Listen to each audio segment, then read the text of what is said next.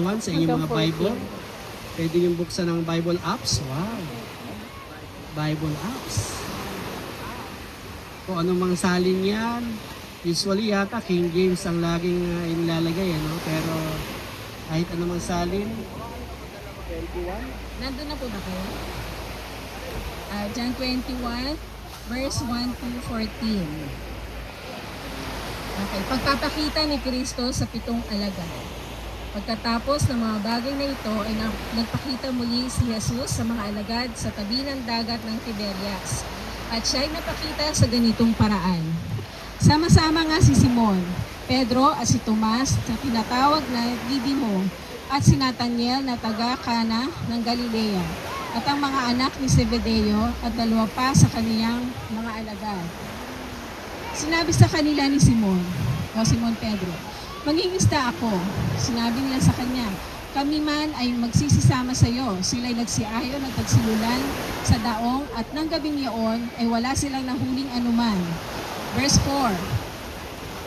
Ngunit nang nagbubukang liwayway na, si Jesus ay tumayo sa baybayin. Gayunmay hindi napagalaman ng mga alagad na yaon si Jesus. Sa kanila nga'y sinabi ni Jesus, "Mga anak, mayroon baga kayong anumang makakain?" Nagsisagot sila sa kanya, "Wala." At kanilang sinabi sa kanila, "Ihulog ninyo ang lambat sa dakong kanan ng daong at makakasumpong kayo." Ihulog nga nila at hindi na nila mahila dahil sa karamihan ng mga isda. 7. Yaong alagad nga na iniibig ni Jesus ay nagsabi kay Pedro, "Ang Panginoon nga." Kaya't nakarinig nga si Simon Pedro at yaoy ang Panginoon. Ang nagbigkis siya ng kanyang tunika sapagkat siya'y hubot-hubad at tumalon sa dagat.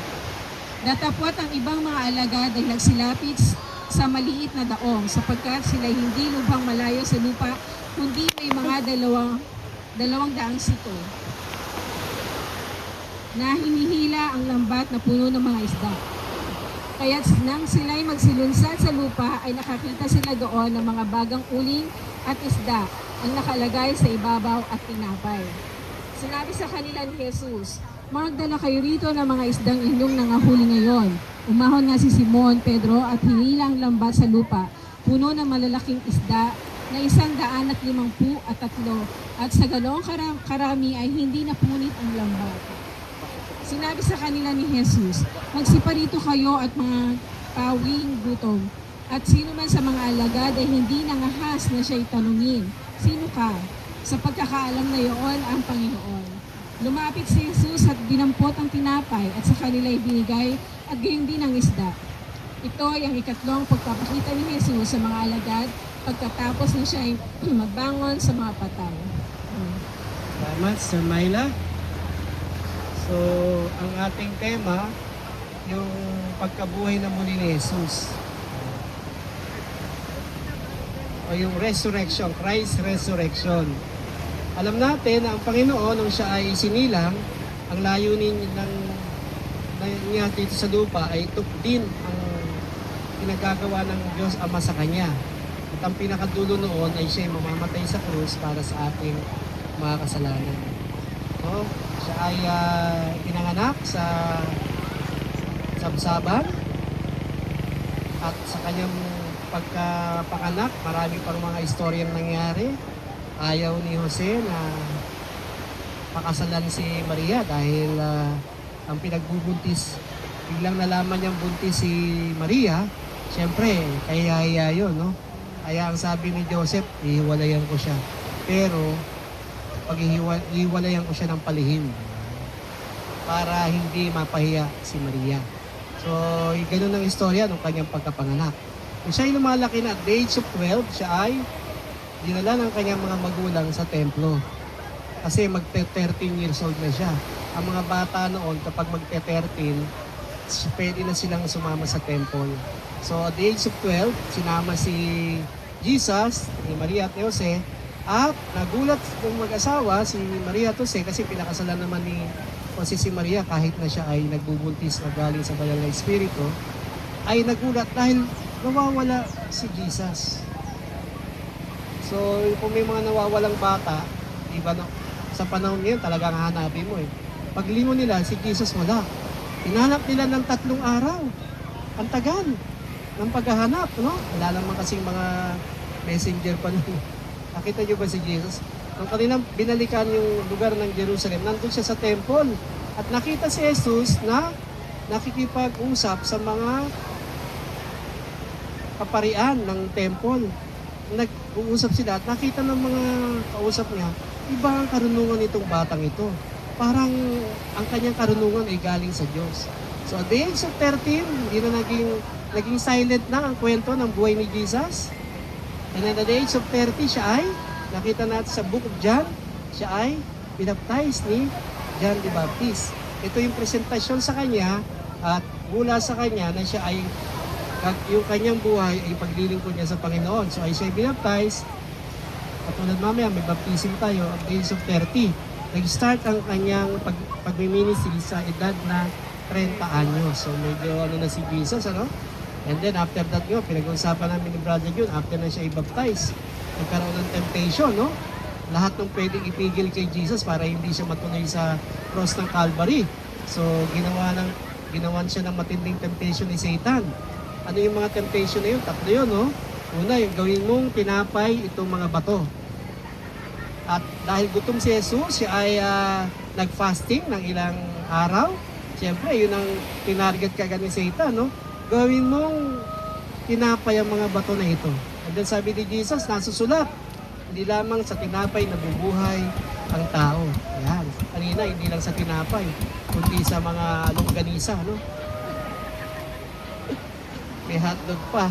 So, sa kanyang paglilingkod, sa edad na 30 anyos, pumili siya ng 12 alagad na makakasama niya sa paghahayo, ano?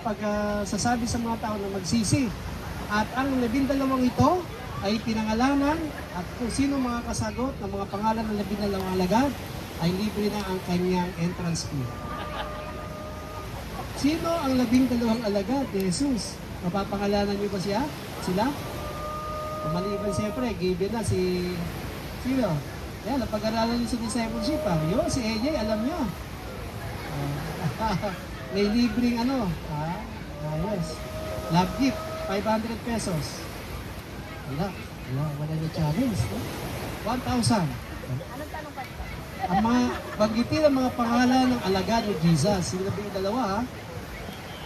Given na yan, nandiyan yung unang-una. Siyempre kasama si Judas. Si Judas, pinili pa rin niya di ba? So pinili, at ang pinaka-top doon ay sino?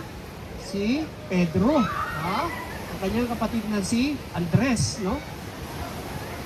Kasi naalala natin, nung tinawag ni Jesus si Andres, tinawag ni Andres si Pedro habang sila ay nangingisda. No? Ang trabaho ni Peter ay mangingisda. So katulad nung kaninang binila namin ng pusit, nandun siya sa gilid, nasa tabi-tabi, gumagano. Akala ko, nag-aantay siya ng sasakay, yung pala nagtitinda siya. Nung sinye niya sa po namin isda ba, sabi niya wala. Meron pusit. So sila ay, karamihan sa kanila mangingisda. Si Andres, na kapatid ni Pedro, ay mangingisda. Si James at saka si John, the son of Zebedee, mangingisda rin yun. So 4 na sila. Meron pang Nathaniel, meron pang Bartholomew. Hindi pa natin naaaral yung ibang mga alagad. And then siyempre si Judas Tadeus, si Judas Iscariote, si James, ang brother ni Jesus, isa sa mga alagad din niya, no? Si James the eldest, si James the youngest, may mga ganun, di ba? And then si Mateo. Okay, so 12 na. Okay, eto na gagawin natin. Pinili nila ni Jesus ito kasi may mga iba-ibang karakter sila. Outstanding dyan, sila Peter and si Andrew, no? And si James and John, the son of Zebedee, no? Zebedee kasi, ang tatay nila si Zebedee. Mga mangingisda sila. Kasi nung panahon ng si Jesus ay nasa lupa, siyempre Palestine ng type ng mundo nun, Palestino. Karamihan ng mga trabaho sa isda. No? And then binanggit ni Sister Myla nung time na yun na pumunta si Jesus kung sa lugar ng Sea of Tiberias. Yung bilang dito, no? Sa Tagalog yung Tiberias? Tiberio. No? Sa lugar ng Tiberio, sa Sea of Tiberias, tinignan ko ito ibig sabihin ng Tiberias ay Galilee, Sea of Galilee, isa siya. Yung Tiberias, pinangalan sa pangalan ng Roman leader nila noon, no? Si Tiberius. Kaya Tiberias. So, merong Sea of Tiberias, Sea of Galilee, ang mga alagad dahil si Jesus ay ipinako at siya ay inilibing. Pagkalibing after 3 days siya ay nagpakitang muli. At maraming mga instances sa Bible na kwento paano siya nagpakita sa mga alagad. Naalala nyo yung kwento na siya habang yung mga alagad ay natakot. Natakot sila nung si Jesus ay inilibing na. Bakit? Sila na ang target ng susunod na dadakitin. Kaya doon pumasok na si Peter ay nagkaila sa kanya 3 times. Yung tumilao kang manok. Sabi, pagkakaila mo, pinagkaila siya. And then yung mga ibang alagad, nagtakot, nagkawalaan. Nung makita na lang, wala na, patay na ang leader nila, kanya-kanya sila. Ganun talaga no? Kapag yung takot mo sa sarili, baka ako ma-identify kay Duterte. Hindi. Ma-identify kay Jesus, tago na ako. So nagtago. At ang kanilang usual na pinupuntahan, yung tinatawag na upper room. So nandun sila, nagsama-sama, and then after that, nagpakita si Jesus sa loob ng upper room. Kaya lang, nung time na yun, si Tomas ay wala. Diba? So, hindi naniwala ang mga alagad na takot dahil, ano ba ito? Na, nandito sa gitna natin, si Jesus na yun. And then, si Tomas ay absent. Kaya yung pangalawang pagpapakita ni Jesus, nandun na si Tomas. Kaya, sinabihan si Tomas sa mga alagad, nakita namin ng Panginoon. Sabi ni Tomas, di ako naniniwala. Hanggat di ko na ipapasok ang aking kamay sa kanyang tagiliran at di ko nakikita na ipasok ang aking kamay sa kanyang sa daliri niya, yung daliri ko sa kanyang kamay. Kasi pinako siya eh. Hindi siya naniniwala, sabi ni Tomas. Eh nagpakita na, dumating si Jesus, sabi na si Tomas. Sabi ni Jesus kay Tomas, Tomas, sabi na, pasok mo yung kamay sa tagiliran ko at ito yung daliri mo. Wala na nagawa si Tomas kundi siya ay parang magulgol, no? Hindi naman nakalagay yung magulgol, pero siya ay nagsabi kay Jesus, tumapit siya kay sabi niya, Panginoon ko at Diyos ko. Totoo nga na nabuhay na muli si Jesus kasi yung mga alagad, hindi rin naniniwala na siya yung mabubuhay muli. Naalala yung kwento, yung mga babae na kasama ni Jesus, pumunta sa kuweba para tignan kung talaga, para siya ay lagyan ng, tawag doon, pabango. Dahil siyempre, ang mga paglilibing nun, hindi naman, wala naman mga tinatawag na pag-iembalsa mo. So, kailangan nila lagyan ng pabango. So, si Maria, dalawang Maria, si Salome, naglakad, papunta daw kasama si Maria Magdalena. Pagkita nila, yun ang istorya ng pagkabuhay ng muli ni Jesus, yung bato na nakatakip doon sa pinagdibigyan ni Jesus, nakagulong. And then sabi ng mga babaeng may dalang ganon, ninakaw ang ating Panginoon. Sipin nyo, ang kanyang word, ninakaw. Pero sinasabi lagi ni Jesus, sa ikatlong araw, ako'y mabubuhay na muli. Pero, yung mga alagad, hindi naniniwala pa. Kaya si Maria Magdalena, makita niya, takbo siya. Pumunta siya kay Peter, kay John. Mga alagad, si Jesus nabuhay na muli, ha? So, takbo si Peter, takbo din si John. Naunahan ni John si Peter. Mas mabilis tumakbo si John, eh. So, sumilip si John sa parang ng kuweba, kita niya, wala. And then, ang nakita nila doon na isang damit na parang nakalagay sa ulo, nakatupi. May meaning pala yun. Ewan ko kung kayo ay taga Middle East. Ay kapag kumakain ka sa restaurant ng mga Arabo, kapag hindi ka patapos, ang gagawin mo, itutupi mo yung parang nilalagay dito para hindi ka madumihan. Yung beef, itutupi mo. So, yung waiter, hindi niya tatanggalin yung kinain mo kasi babalik ka pa. Kaya pag nagpunta kayo doon, huwag kayong magtutupi. Kundi pagbalik nyo, wala na yung pagkain niya. Itupi ninyo. Tutupi ninyo. Huwag yung, di ba, pag tayo, nag-beef natin, iwan na lang doon. Titiklupin nila yun, lilinisin nila yun. Pero sa kanilang mga Hudyong kultura, pag nakita na nakatupi, hindi nila lilipitin pa yun kasi alam niya, babalik. So, ibig sabihin, yung symbolical na nakatupi, yung sa ulo niya, Ibig sabihin, si Jesus babalik. Wow, di ba? Kanina yung kinanta natin kanina, kasama natin na Diyos, babalik siya. Ibig sabihin, ang Panginoon, nabuhay na muli at babalik siya. Kukunin niya tayo. Yan ang magandang balita. Kaya lang yung mga alagad, siyempre 50-50 pa, hindi naniniwala eh. So kailangan pang magpakita ulit ng Panginoong Yesus sa mga alagad para i-confirm na buhay ako ito. Ang istorya, habang sila ay takot, siyempre balik sa trabaho yung mga alagad. Anong major na trabaho nila? Mangisda. So sabi ni Peter sa ibang alagad, 7 sila, Mika, mangingisda ako. Sabi ng mga ibang alagad, sama kami. O di sama sila. Gabi yun, maggagabi na. At tulad yung nakita natin dito, yung mga mangingisda, pag medyo paggabi na, lumalahot na ron. Kasi alam nila na kapag ang gabi na, ang mga isda nagkukumpulan. Madaling hulihin. So lumaot itong mga alagad. Kasama yung leader nila si Peter para mangisda. Siyempre, wala naman siyang kakainin. Yun ang kanilang bread and butter mangisda eh. So lumaot, pagbalik, si Jesus nandun sa dalampasigan, nandun sa playa, tinatawag yung gilid, nakatayo. Alam ni Jesus na yung mga alagad niya ay walang nahuli. Pero tinanong pa niya.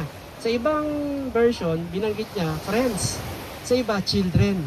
Friends, do you have something, meron kayo na catch? Ano yan? Ay, sa ibang salin, children. Ha? Iba-ibang salin kasi yung tawag niya, friends or children. So, marahil, friends dahil mga kaibigan naman niya, mga alagad. Kaibigan, meron ba kayo nahuli dyan? Ay iba naman, mga anak, meron ba kayo nahuli? Usually, yung word na anak, parang kahit di mo anak, kaya tawag mong anak di ba? Meron ba kayo nahuli? Sabi nila Peter, wala. Parang yung nakita ko dun sa binila namin ng pusit. Brad, may nahuli ka ba isda? Wala eh. Ano meron? Pusit. Pusit? Paano mo nahuli yan? Ito, may panghuli ako. So wala siyang nahuli isda. Pero sa bandang huli, meron palang matambaka. Naisahan tayo. May matambaka pala siyang kasama. So anyway, ang istorya, the best fisherman, sila James. Ay, sila Peter. Sila James, taka si John. Kasi trabaho nila yun, mangisda eh. Pero nung time na yun, wala silang isda. Wala silang nahuli. And then sabi ni Jesus, i-cast mo yung net. Dali, yung net, itapo mo dyan sa bandang kanan. No? Very literal si Lord pagka gusto niyang gumawa ng isang bagay, sinasabi niya kung kanan o kaliwa. So sabi niya sa kay Peter, ihagis mo yung net sa kanan. Niisip ko, bakit sa kanan? Pwede naman sa kaliwa o sa harapan. Sabi niya, ihagis mo sa kanan. Sa Luke chapter 5, may istoryang ganyan, na wala rin silang nahuli. Naalala nyo? Luke chapter 5 na, nahuli ba kayo? Wala eh. Kasi nakita niya, habang siya nangangaral si Jesus, nakita niya yung mga sila Peter nandun sa gilid, naglilinis ng net. Kasi pag wala kang nahuli, nililinis ulit yung net. Yung mga tinatahi ka doon kasi baka may punit, kaya hindi nakahuli. Noong time na yun, sa Lucas chapter 5, nung wala silang huli, sabi ni Jesus, lumapit si Peter, sige, ilagay niyo sa kanan. Hindi na pinalaot ha. Pansinin niyo, nasa laot na si Peter. Nung sabihin ni Jesus, ihagis mo sa kanan. May mahuli ka bang isda?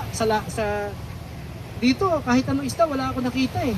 So, ang parang senaryo, nandito si Jesus, nandito na yung bangka nila Peter, and then sasabihin ni Jesus, ihagis mo sa kanan. Yung posible magkaroon ng isda sa tabing dalampasigan. Ang usual ng mga isda, nandun sa dulo. Diba? At nahuli sila sa gabi. Pero walang nagawa si Peter, kundi sundin si Jesus Christ. Hinagis niya. Paghagis niya, pag-angat ng net, punong-puno ng isda. At sabi sa binasa natin, hindi maliliit, malalaking isda. Huge. Malalaki, large fish. Wow, siguro kung may naiisip yung malalaking isda, baka tuna yun. Mga tuna, lalaki oh. At inangat nila. Hindi nila maangat. Pero, doon sa unang miracle ni Jesus na ginawa noon, napunit yung yung net. Dito hindi napunit yung net nila. Talagang kayang-kaya. At alam nyo kung ilan? Hindi nyo narinig yung kwento. 153 na malalaking isda ang nahuli nila. 153. Ilang kilo kaya yun? Kaya ang description malalaki. Kung 153 siya, kilo mo, mahigit ilang kilo yun na malalaking isda. No? Parang mga tuna o di ka, mga yellowfin. O ano pa ba yung mga laking isda? Yellowfin, tuna, blue marlin, tanigi, lalaki, maya-maya. Wala doong galunggong at saka dilis, walang tawilis. Blue marlin, lapu-lapu, malalaking tuna, ang kanilang nahuli. And then, nung mahuli yun, bumulong si John. Kanino? Kay Peter. Peter, si Jesus. It is the Lord. Nung marinig ni Peter, kasi nag-flashback kay John marahil, ito yung gumawa rin ito ng himalaan. Pinalagay sa atin yung net, tapos nakakatch tayo ng fish. Kaya lang, napunit yung ating net. Siya rin to. Kaya alam ni John, the beloved, malapit kay Jesus, it is the Lord. Sabi ni Peter, ha? The Lord? Eh, ginawa niya, kumuha siya ng kanyang damit, kasi siya ay walang damit. Yung tunic na sinusuot ng mga, nakakita kayo ng mga Arabo, may mga damit yan, dalawa na isa sa loob, isa yung malaki. So sinuot niya, sign of reverence. Sipin mo, diba? Yung frustration ni Peter na wala siyang huli, nagubad siya ng damit. Wala na siyang damit. Kaya parang siguro sa inis niya, naalala niyo si Noah, sa sobrang kalansingan niya, na hindi niya alam na wala na siya palang damit. Dahil sa frustration niya, diba? Parang iisip niya, hindi na mangyayari yung pagkaguho ng mundo na ito. So, wala siyang damit doon, nung makita niya, si Lord! Suot siya ng damit. At talagang gusto niyang puntahan ng Panginoon. Dahil ang reverence niya, paggalang niya, hindi pwede ako lumabot kay Lord na ganito ako, nakaubad. So, nagdamit siya, and then, yun. And then, sabi ng Panginoon sa kanya, follow me. Sumunod ka sa akin. Dito natin nakita, nung yung miracle ni Jesus Christ ay nangyari doon sa panahon na hindi lamang nung panahon na siya ay nag-resurrect. Ibig sabihin si Jesus, nung nabuhay na muli, nagpapatuloy na gumawa ng miracle. Eh ngayon, si Jesus ay buhay. Kanta natin kanina. Anong kanta yun? Kristo ay buhay. Hindi ako. Diba? Siya ay buhay kasama natin. Nakakagawa siya ng miracle.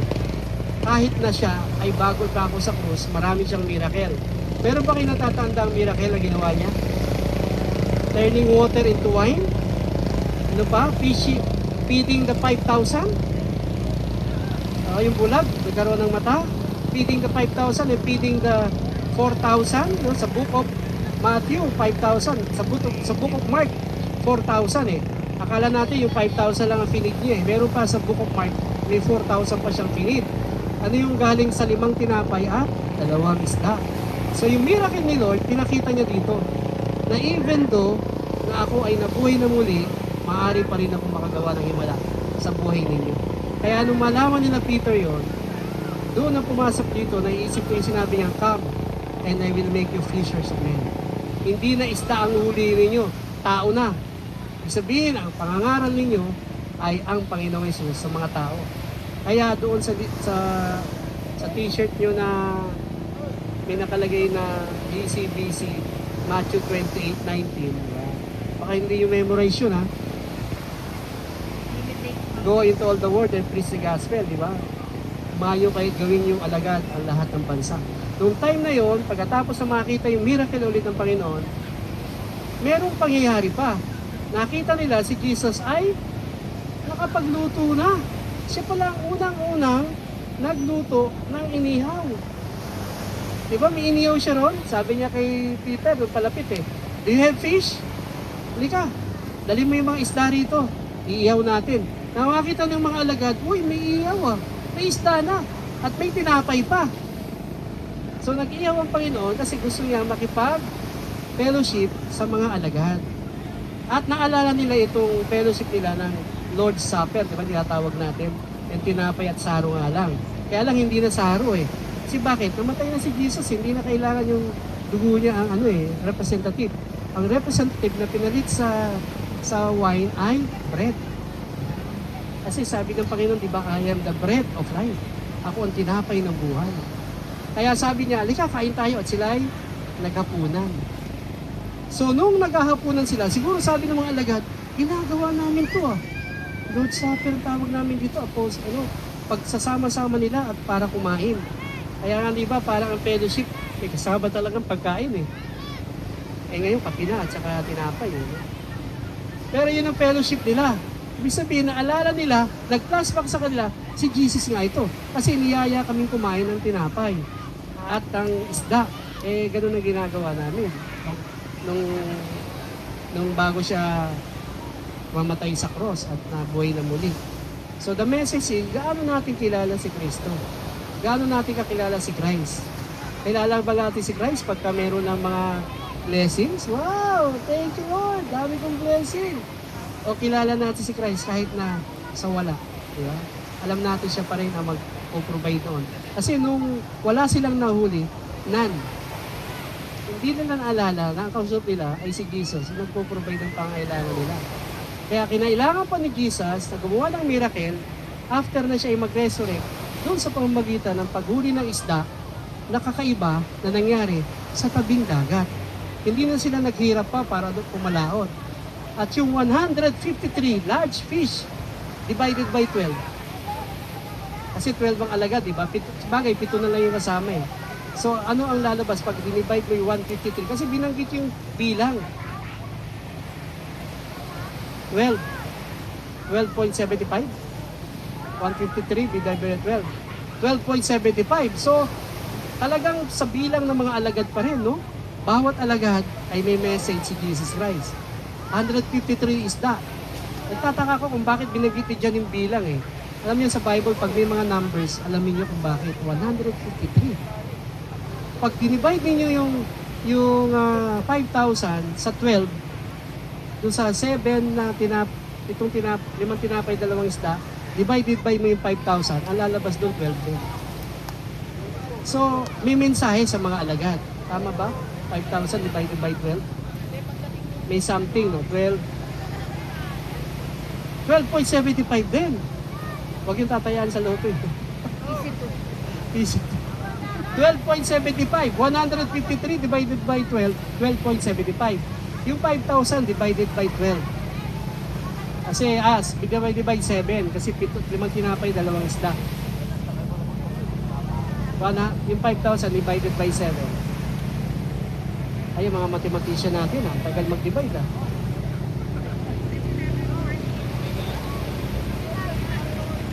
714 divided by mo ng 12.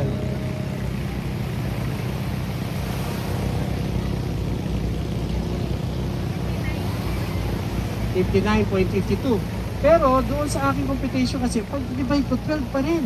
Kasi yung natirang basket ng tinapay at isda ay bilang nila 12 na kaing.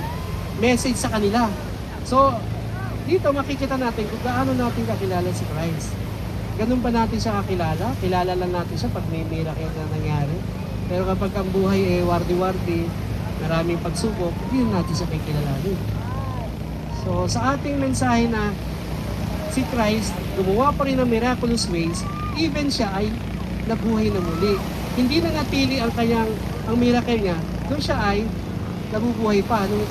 Bagkus, kahit siya ay namatay at nabuhay na muli, patuloy yung miracle na ginagawa ni Lord. Anong miracle yun? Example, yung ating pagpunta rito. Diba? It's a challenge of faith. Marami tayong ginawang mga family camp, pero lagi tayo nasa pool. Kaya itong si Angie, may challenge. Beach naman tayo. Dagat. Nung narinig ko yun na parang kakaiba, dagat. Ang GCBC pupunta ng dagat.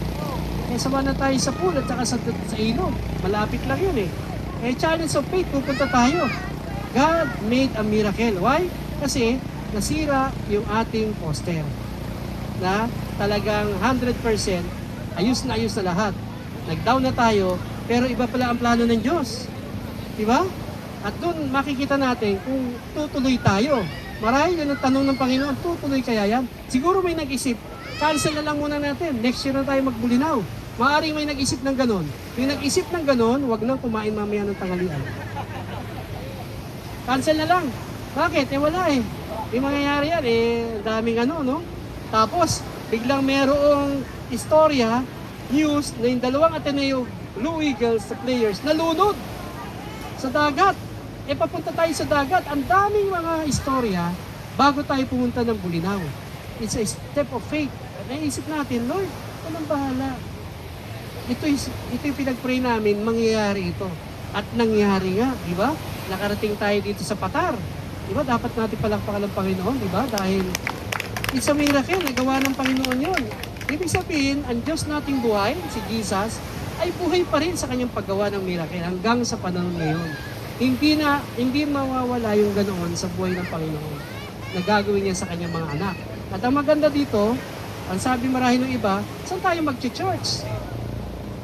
Doon na tayo mag-church. Kasi, ang church ay tayo, hindi yung Enoch Street. Building yun. Ang church ay ang kalipunan ng mga mananampalataya. Kahit wala tayo doon sa Enoch, church tayo. Kaya pwede natin gawin dito. Yeah? Kasi tayo ang church. So, hindi nakadepende sa building. No?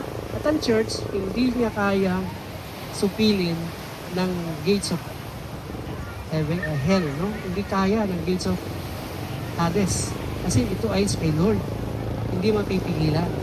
Kaya, miracles do happen kapag tayo ay nananampalataya sa Kanya. Yung binanggit ni Jesus na ihagis mo sa kanan. Pag ginawa ni Peter, hindi naman hinagis sa kaliwa. Siguro kung sa kaliwa, wala siyang huli. Kasi ang instruction ni Lord, sa kanan mo itapon. Siguro matigas sa ulo ni Peter, iligay sa kaliwa. Subukan ko nga. Pero, dahil si Peter, kung sinabi ni John, it is the Lord. Si Lord yun. Wala siyang choice. Ito nga yung nagsabi sa atin dati na sa Luke chapter 5 na nakahuli tayo ng isda Kaya lang doon, napunit yung ating lambat. By this time, sinabi ni John, hindi napunit. 153 large fish. Hindi napunit ang kanilang net. So, doon pa lang ng step of faith si Peter, kasi nakita ko yung faith ni Peter, iba no? Ihagis mo sa kanan. Sige, pag angat, isda na. Sige nga, di ba? Sa tabi ng ganyan, tapos nandyan si Peter, sasabihin, hagis mo sa kanan. So, miracles do happen. At yun ang ating mensahe na sa gabila ng marami tayong pinagdaanan bago tayo makarating ng Bulinaw, ginawa pa rin ni Lord na matupad at mangyari. At na-enjoy natin itong lugar na to. Diba? Alam niyo, habang kinakanta natin yung bawat hampas ng alon, diba? Yung hampas ng alon na walang tigil. Isang pangyayari sa buhay natin that God is true. Siya ay tunay. Siya ay makapangyarihang Diyos. Kasi hindi niya ititigil yan. Mahampas at hahampas yan. Yung creation ni God, nakita natin din sa lugar na ito. Dinala tayo ng Panginoon sa Bulinaw na may purpose kung bakit tayo nandito. Para makita niya yung miracle na ginawa ng Diyos sa ating mga buhay at sa gagawin pa sa mga buhay natin. Ang tanong, paano natin pinagkakatiwalaan ng Panginoon sa buhay natin? Meron ka bang ganitong problema? Ang laki-laki ng problema mo? Kasi laki ng tripod na to? Diba? Wala. Punong-puno na ako ng problema. Hindi na mangyayari ito. Alam niyo, nung nagkasakit ako, talaga naisip ko, Lord, hindi ko alam kung anong mangyayari sa akin. Parang nagkaroon ka ng takot. Baka hiwain ang tiyan ko Kasi malaki itong bukol ko. Pero sabi ko, Lord, mas malaki ka sa karamdaman ko. Ikaw ang pumipo sa buhay. Yung mga doktor, instrumento lang sila. Habang may binibigay pa na taon sa buhay natin, magnantalataya tayo sa Panginoon. Sige tayo, mag-pray po tayo. Dakila namin Diyos, salamat po sa mensahe ng iyong salita. At ito yung di babalik ng walang kabuluhan. Salamat po, ikaw ang aming Panginoon. Turuan mo kami at tulungan mo kayong makilala ka pa namin sa malalim na kaparaanan. Tulad ng dagat na nasa likod namin, malawak na pangunawa ang makilala ka namin sa aming mga buhay, Panginoon. Salamat po. Patuloy po kayong gumagawa ng himala sa buhay ng iyong mga anak. Panginoon, pinapanalangin ko po ang bawat isa. Marahil gusto nila ng miracle na galing sa iyo. Alam niyo po ang kanilang kalagayan ng bawat isa. Alam niyo po ang aming sitwasyon. Gumawa po kayo ng miracle sa buhay namin, Panginoon. Kung ano man po ito, pinahayaan po namin na kayong kumilos at sa pamagitan ng Banal na Espiritu, kakausapin mo kami upang ipakilala, O Diyos, na ikaw ang Diyos sa makapangyarihan na hindi nagbabago noon, ngayon at magpakailanman. Na siya rin, Panginoon, hanggang sa panahon ngayon at ang iyong pagkabuhay na muli ay pagpapatunay na marami kang pwedeng gawin at maaaring gawin sa buhay ng iyong mga anak. Marami pong salamat. Pagpalain mo po ang mga natitirang oras namin sa lugar na ito. Kayo po mag-bless ng lugar na ito, Panginoon. In Jesus' name we pray. Amen. Yan. At dahil tayo ay isang church, wala man tayo